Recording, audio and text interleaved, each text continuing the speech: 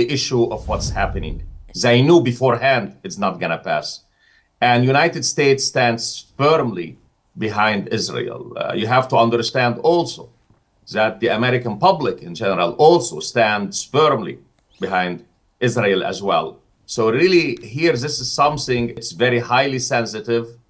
And United States, this administration or the coming administration, I don't think is going to take any step that will somehow affect Israel and Israel defenses.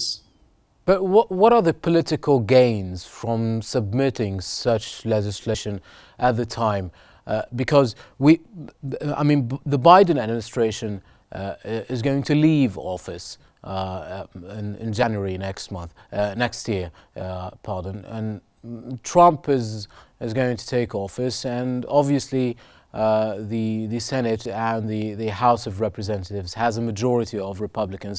So what kind of impact can such legislation have at the time being? As a matter of fact, as I mentioned to you, mainly it is somehow to highlight the issue, emphasize the issue in Congress and outside the halls of Congress. And this is what Bernie Sanders tried to do. He knew exactly it's not going to pass. But from his perspective, he feels that, no, this issue has to be discussed. This issue has to be taken to the floor. This issue has to be propagated and disseminated. And he wants many Americans to hear about it. So that was mainly the main issue for Sanders and his colleagues. And you have to understand one thing.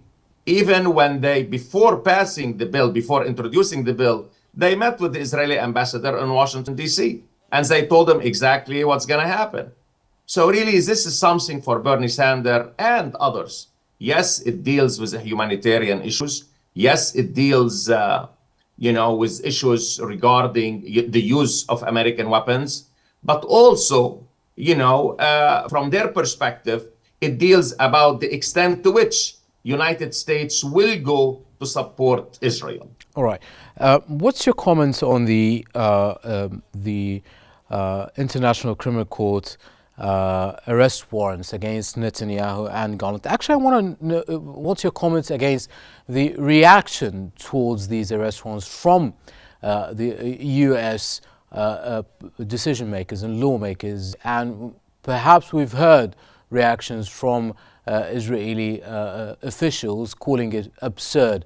What do you think of the reaction from American officials is going to be, and also the American public?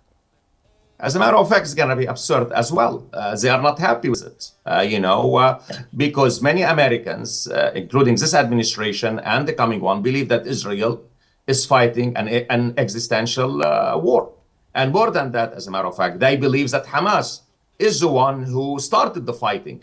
So from that perspective, you are not going to have people that will say, oh, we are going to agree to what the ICC, has issued. So absolutely, from the American perspective, whether I agree or I don't agree, or many others, really, United States and United States officials, they are not happy with that. And they're going to find ways as a matter of fact, to further criticize this issue.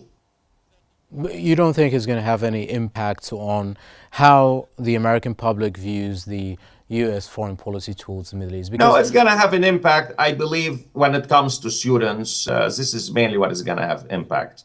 Because, given what happened with the demonstration and other things, so it will have certain impact. And mainly its impact, it's a diplomatic impact. It doesn't have teeth for implementation. But for Israel, it doesn't sound good. They were really surprised. They were shocked.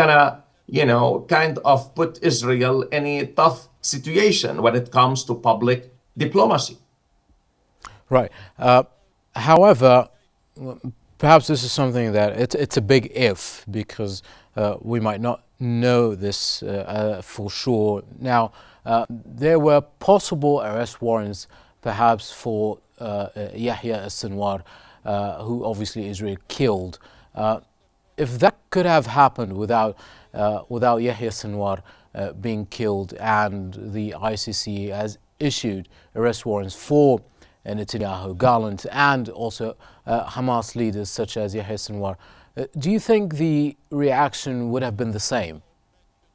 As a matter of fact, it's highly speculative. This is a very speculative question. Well, I've started the question saying it's a big if. No, Yeah. but I know, but I can tell you this: Israel's gonna go and eliminate Sanwar and all others, and has been and has done so, who were involved in the attack on October 7th. So really, from my perspective, it doesn't matter what's this and what is that. The way I see it, that Israel did it, and whoever is involved, is Israel is gonna go after him. Really, this is what I think myself.